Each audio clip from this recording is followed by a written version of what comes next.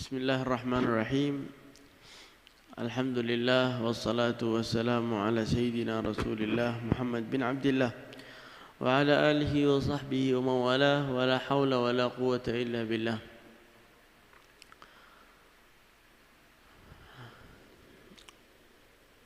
Nusalli wa nusallim ala sayyidina Muhammadin miftah babi rahmatillah adada ma fi ilmillah salatan wa salaman daimaini متلازمين بدوام ملك الله وعلى آله وصحبه ومن والاه ومن اتبع نهجه واقتدى بهداه وعلى آله وصحبه وأن معهم وفيهم برحمته إلى يوم الموالاة. Segala puji kehadirat Allah Subhanahu wa taala, juga salawat serta salam kita lantunkan kepada Nabi besar Muhammad sallallahu alaihi wasallam, yang dimana kita sudah mendengar dan menghadiri pembacaan Burdah. Burdah ini adalah syair ataupun bait-bait yang dicatat oleh seorang yang semua bagian atau semua sel dari tubuhnya sudah tercampur dengan cinta kepada Nabi Muhammad SAW. Bahkan disebutkan oleh para ulama, jika burdah ini dibacakan dengan sungguh-sungguh kepada air itu bisa menjadi obat. Bahkan juga digunakan oleh beberapa tentara di zaman Utsmaniyah. Di zaman Utsman, mereka punya satu tentara yang tidak digunakan kecuali di akhir-akhir peperangan. Jika mereka punya peperangan sama satu tempat, mau membuka suatu tempat, perang dengan orang kafir dan tidak menang-menang, mereka punya satu tentara terakhir yang biasa dimajukan.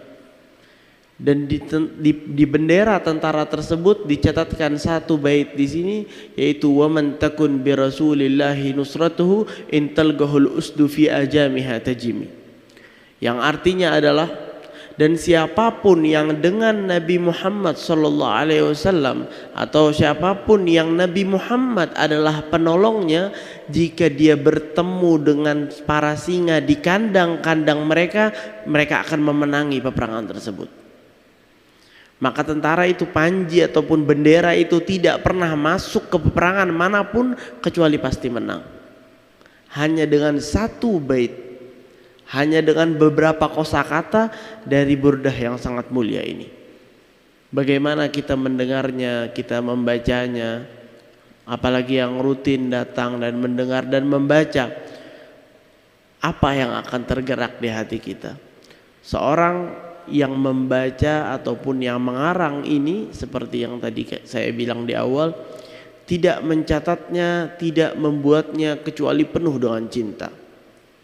Kita bisa rasakan itu pada saat kita mendengarnya. Kenapa kok kalau kita dengar burdah tuh asyik, dengarnya enak, seakan kita mendapatkan rasa walaupun kita banyak dosa. Tapi jika kau dengarkan betul-betul dengan hati yang terbuka, kau akan merasakan rasa yang tidak bisa kau rasakan di tempat yang lain. Bahkan kau tidak bisa rasakan itu pada saat engkau membaca Al-Quran. Tidak, lain. Allah Subhanahu wa ta'ala berikan di setiap ibadah, di setiap amal yang baik, rasanya masing-masing. Maka jika kita membaca burdah, jika kita sholat, jika kita bersolawat, semua itu ada rasanya masing-masing jika kita perhatikan. Dan di hadis Nabi Muhammad SAW, beliau menyebutkan bahwa dzaqa halawatal iman man radhiya billahi rabba wa bil islami dina wa bi Muhammadin nabiyyan wa rasula. Akan merasakan kenikmatannya iman seorang yang ridho Allah menjadi Tuhannya dan Nabi Muhammad SAW Rasul atau utusan dari Allah, dan Islam adalah agamanya. Orang yang ridho akan merasakan kenikmatan iman. Berarti iman itu ada rasanya. Jika iman ada rasanya, pasti sholat juga. di mana salah satu para syekh di Hadramaut, beliau bilang, saya ini suka baca Al-Quran, tapi masalahnya kalau saya baca Al-Quran saya merasakan rasa seperti rasa madu di bibir saya. Jadi setiap hari dia membaca Al-Quran di waktu siang dan malam, kecuali waktu puasa dan waktu puasa Ramadan atau selain Ramadan. Saya tidak mau baca Al-Quran di siang hari karena saya tidak mau, bukan membatalkan puasa, tapi akan menghilangkan susahnya puasa. Dengan saya membaca Al-Quran, saya lupa sudah dengan laparnya atau hausnya atau letihnya. Saya langsung merasakan rasa yang nikmat di bibir saya, melupakan segala-galanya. Ini yang Allah Subhanahu wa ta'ala berikan kepada orang-orang yang beramal soleh. Ini adalah pemberian Allah, balasan Allah di dunia sebelum di akhirat. Di mana dikatakan, saya dengar dari Al-Habib Salim Asy-Syatiri, guru dari guru mulia kita Al-Habib Umar bin Hafidh. Beliau berkata, aku dengar dari guru-guruku, mereka bilang, kalau misalkan nanti di akhirat ataupun kalau nanti di surganya Allah Subhanahu wa ta'ala itu sama dengan kehidupan kami di dunia, dengan majlis-majlis kami, dengan pelajaran-pelajaran kami, dengan perkumpulan-perkumpulan kami, innahum lafi 'aisyin thayyib, sesungguhnya itu adalah kenikmatan yang cukup. Karena apa? Karena mereka merasakannya. Contohnya apa? Di hadis yang sahih Nabi Muhammad SAW sebutkan bahwa an-nadhrah sahmun min siham iblisil marjum, man tagaha makhafatan min Allah abdalahu Allah halawatan yadhugha fi qalbihi, atau kama qala sallallahu alaihi wasallam. Pandangan itu, jika kita memandang kepada hal yang tidak diridhoi oleh Allah, kepada hal-hal yang dilarang melalui secara langsung atau melalui layar handphone atau layar TV atau lain sebagainya, kita melihat aurat, kita melihat keburukan orang lain, kita melihat orang muslim dengan menghina, kita melihat kebaikan urusan-urusan dunia dan kita membesarkannya lebih daripada kadarnya, itu menggelapkan hati kita.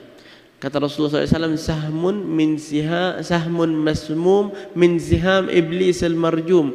Itu adalah panah yang bukan cuma panah, tapi panah yang beracun dari panasnya setan yang dicelaka. Setiap kamu melihat kepada aurat atau lain sebagainya, itu seperti panah yang menusukmu, menusuk hatimu, membuat kamu buta, tidak bisa merasakan kenikmatan iman. Buktinya apa? Penerusan dari hadisnya Rasulullah SAW katakan, wa man ittaqaha, dan siapa yang menjauh darinya ataupun menutup matanya dari melihat hal yang buruk itu, abdalahullahu halawatan iman. Allah akan ganti dia, Allah akan balas. Kamu menutup matamu dari hal yang Allah larang. Mungkin kamu mau lihat itu, nafsu kamu mau, keinginan, kamu punya keinginan untuk melihat hal yang buruk tersebut, tapi kamu tahan untuk Allah Subhanahu wa ta'ala. Abdalahullahu, Allah akan gantikan dia dengan kenikmatan yang akan dia rasakan, kenikmatan taat kepada Allah. Kalau kita habis ngelihat hal yang buruk atau melakukan hal yang buruk, apa kamu tidak perhatikan berubah sholat kita?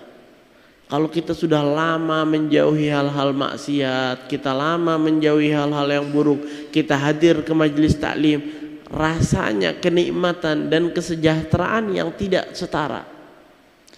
Kami di Darul Mustafa sangat sering kedatangan tetamu, bahkan santri dari berbagai macam negara. Bahkan banyak yang datang dari Australia, dari Britania Raya, dari Amerika, dari Kanada, dari Rusia, dan sebagai macam negara ada.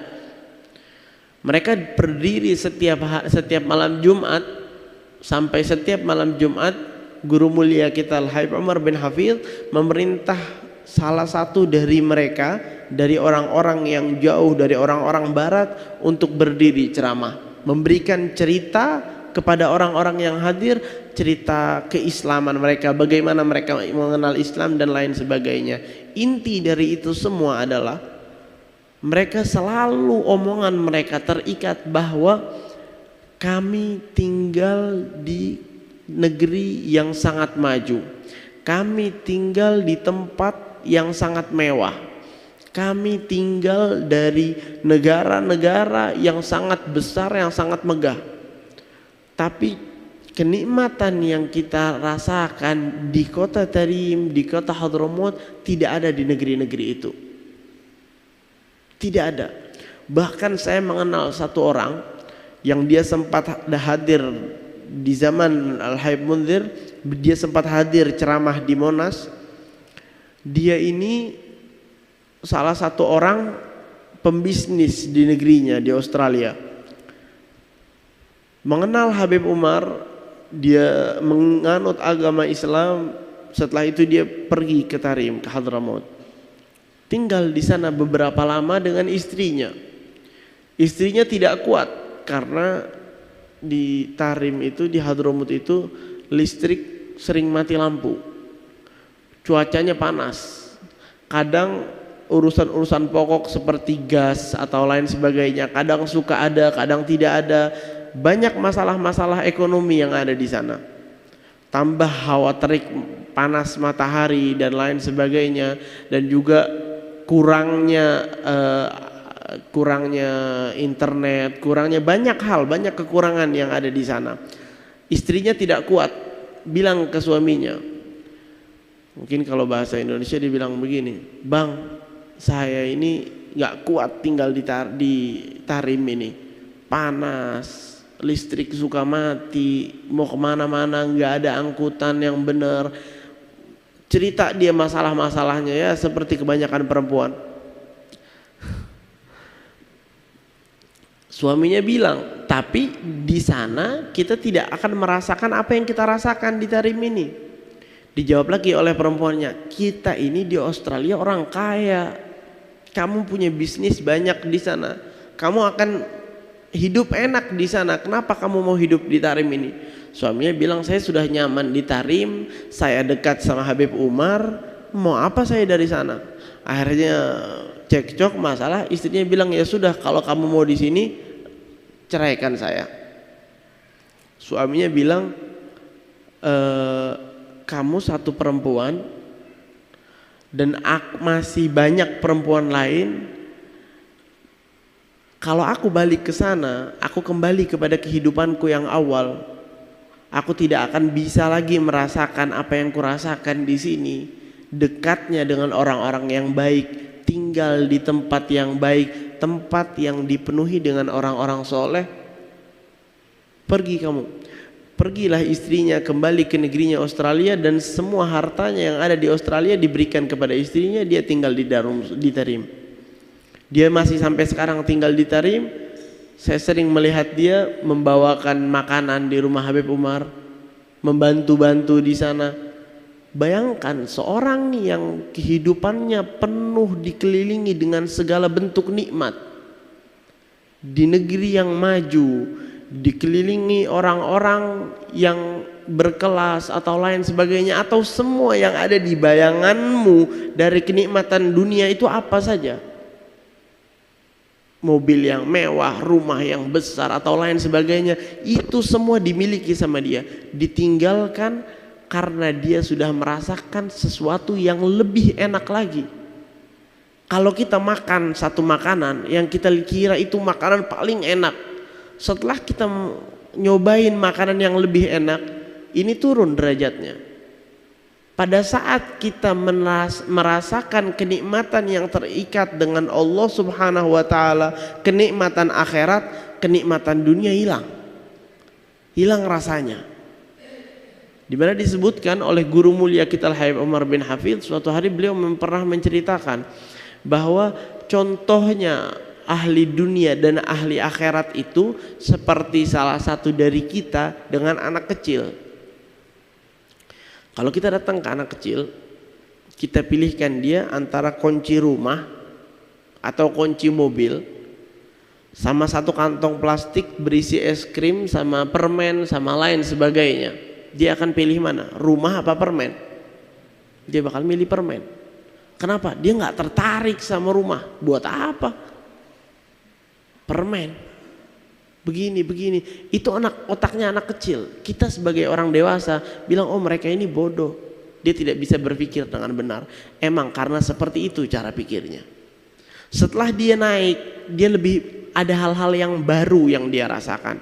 Oh, pengen motor, pengen PS atau lain sebagainya. Dia naik lebih daripada umurnya di sebelumnya 2 atau 3 tahun. Nanti waktu demi waktu keinginannya berubah dan dia akan melihat keinginan yang dia kira yang paling bagus, yang paling nikmat itu adalah hal yang remeh. Dan untuk ahli akhirat seperti itu juga, kenikmatan dunia, kenikmatan tahta, kenikmatan wanita, kenikmatan harta tidak ada apa-apanya dibandingkan kenikmatan akhirat. Rasulullah SAW bersabda, rakaatul fajr khairu minad dunya wa ma fiha. 2 rakaat sebelum sholat subuh lebih baik dari dunia dan seisinya. Kita tidak tahu. Mungkin kalau kita mau ngejar pekerjaan atau lain sebagainya, kita akan meninggalkan 2 rakaat subuh itu dengan kita hargai sangat amat murah.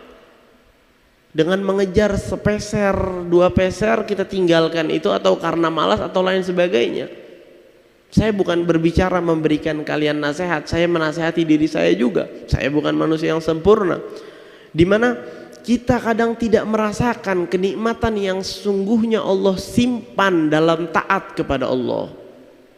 Kita bisa rasakan sedikit dari itu atau mencium aroma dari kebaikan yang akan Allah berikan dengan hadirnya kita dan istiqomah di majelis ta'lim. Kita akan mulai sedikit merasakan, oh seperti ini. Ini sedikit bau yang Allah berikan menunjukkan kenikmatan yang akan kita dapatkan di akhirat.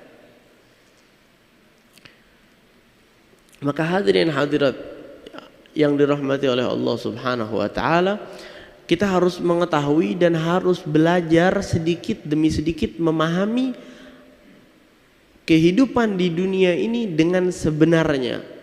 Jangan hanya melihat di sekarang saja. Jangan mempunyai pandangan yang terlalu pendek. Karena kadang manusia ini pandangannya kalau nggak terlalu panjang, kalau nggak terlalu pendek. Terlalu panjang bagaimana? Terlalu panjang mikirin, oh nanti kalau saya mau beli rumah, oh nanti kalau saya yang belum nikah nih, oh saya mau nikah kapan ya, oh yang sudah nikah, bagaimana yang sudah nikah? Saya belum nikah soalnya.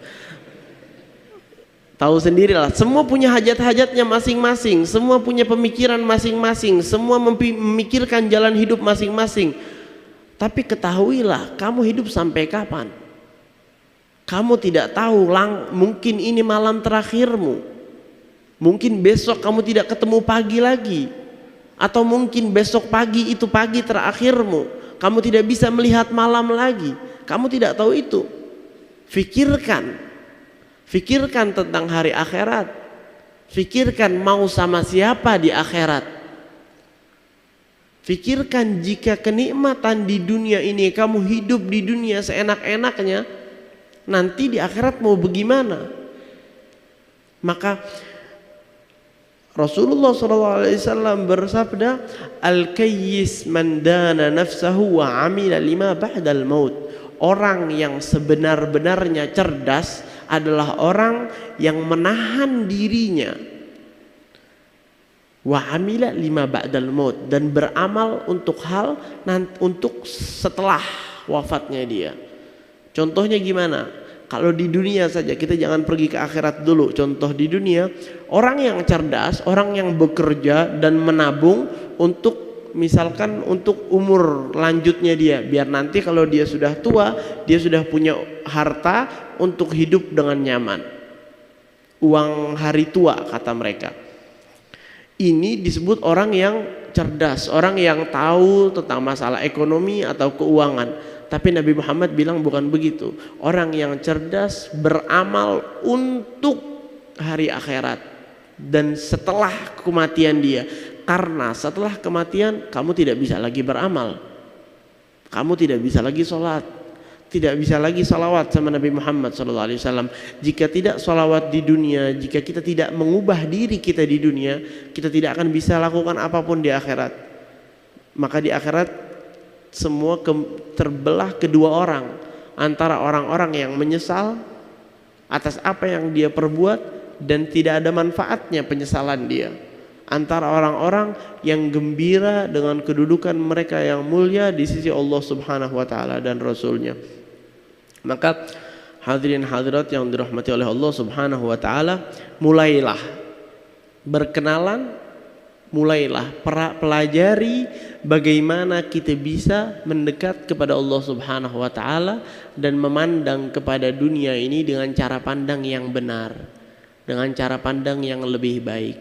Bagaimana cara memandang guru-guru kita, salah satunya guru mulia kita Sayyidil Habib Umar bin Muhammad bin Salim bin Hafidh. Mungkin saya akan tutup dengan salah satu cerita. Mungkin dalam kurang lebih 4 atau 5 tahun yang lalu, Sayyidil Habib Umar mobilnya dicuri.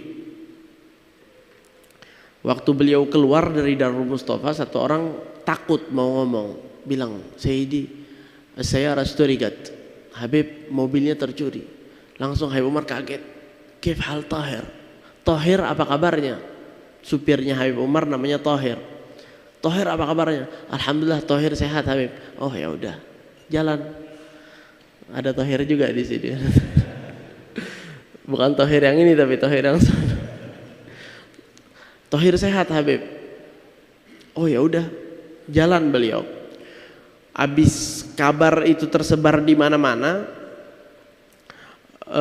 para kabilah di sana nggak terima, banyak orang yang nggak terima. Siapa ini yang beraninya mencuri mobil Habib Umar? Bahkan saya ingat hari-hari itu mungkin ada beberapa tank datang ke sekitar Darul Mustafa, orang menjaga dan lain sebagainya. Mereka berkumpul nanya Habib Umar, Habib mobil antum warnanya apa? Tuh Habib Umar bingung. Mobil, nanya ke anaknya Sayyid Salim, Salim sayaratna isman lon, mobil kita warnanya apa ya? Beliau lupa warna mobilnya apa.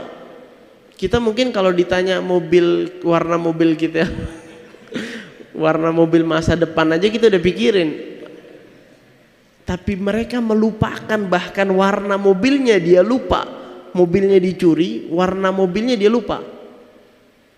Habis itu dikejar, dicari, dapat mobilnya.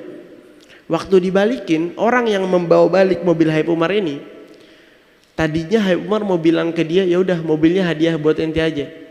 Tapi kan nggak enak, maksudnya dia bilang, Habib, ana datengin mobil, ana cari susah-susah kan buat antum, Habib. Oh ya udah, dikasih mobil lain sama Habib Umar, hadiah, dikasih mobil dan disuruh mobil ini suruh jual. Habib, kenapa antum nggak mau pakai? Dia bilang, sayyarah rakabuhu usah ana ma arkab fiha. Mobil udah dinaikin sama orang-orang tukang maksiat nih, orang-orang pencuri, anak nggak mau naik, nggak dinaikin lagi seperti Habib Umar. Cara beliau memandang bukan mobil bagus atau jelek, cara beliau memandang mobil itu jalan untuk dakwah. Mobil yang mulia, mobil yang dinaikin sama orang-orang yang mulia, digunakan untuk hal-hal yang mulia di sisi Allah. Mobil yang hina adalah mobil yang digunakan oleh orang-orang bermaksiat dan digunakan untuk maksiat mereka. Ini cara pandang mereka, ini cara mereka melihat. Ini adalah salah satu cerita dari puluhan cerita yang ada tentang bagaimana cara guru mulia kita Habib Umar bermuamalah dengan dunia. Dan seperti itu juga bagi orang yang mengenal Habib Mundhir, beliau mendapatkan bagian dari sifat ini karena Habib Umar yang mendidik beliau. Jika kita mau mengejar mereka, jangan berpikir terlalu jauh untuk jadi sama seperti mereka, tidak. Mulailah ambil langkah yang pertama. Karena jika kamu memikirkan langkah ke-10, langkah ke-20, mungkin kamu tidak akan sampai. Tapi pikirkan langkah pertama sekarang, apa yang mau kamu lakukan. Itu saja, selebihnya adalah urusan Allah Subhanahu wa taala. Apa yang akan datang itu gaib di sisi Allah, yang sudah lewat kamu tidak bisa ubah. Yang kamu bisa lakukan hanya saat ini, apa yang akan kamu lakukan, apa yang kamu akan niatkan untuk waktu yang akan datang. Dan saya mohon maaf. Wabillahi taufiq wal hidayah. Assalamualaikum warahmatullahi wabarakatuh. Afu minkum.